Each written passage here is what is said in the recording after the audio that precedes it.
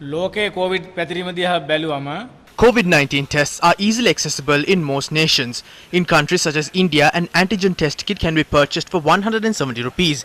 In developed nations such as England and Germany, rapid antigen tests are sent via posts to home. The government cannot hold a monopoly on PCRs and rapid antigen test kits, therefore hand it over to the private sector. One should be able to purchase it from any pharmacy. For those who cannot, community health staff should be assigned to deliver kits to their homes. The government is holding on to the monopoly whilst converting it to a business. This pandemic cannot be contained by doing so. Allow the private sector to import the rapid antigen test kits and distribute it among pharmacies. A rapid antigen test costs 2,000 rupees. Imagine the plight of a person who is a Samruddhi beneficiary. Such a person is only given 2,000 rupees for 10 days by the government. If they spend 2,000 rupees on a rapid antigen test kit, they will have to starve for the next 10 days. This can be purchased for 150 to 200 rupees after holding bilateral discussions between states.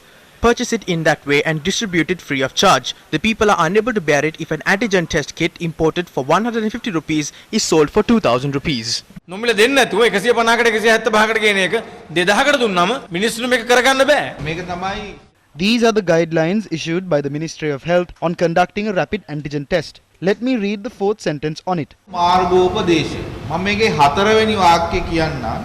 Not to be used as a freely available screening or diagnostic assay in low risk situation or on demand without risk assessment. කියන්නේ මේකෙන් කියන්නේ That means it is illegal to allow the rapid antigen test to be freely available.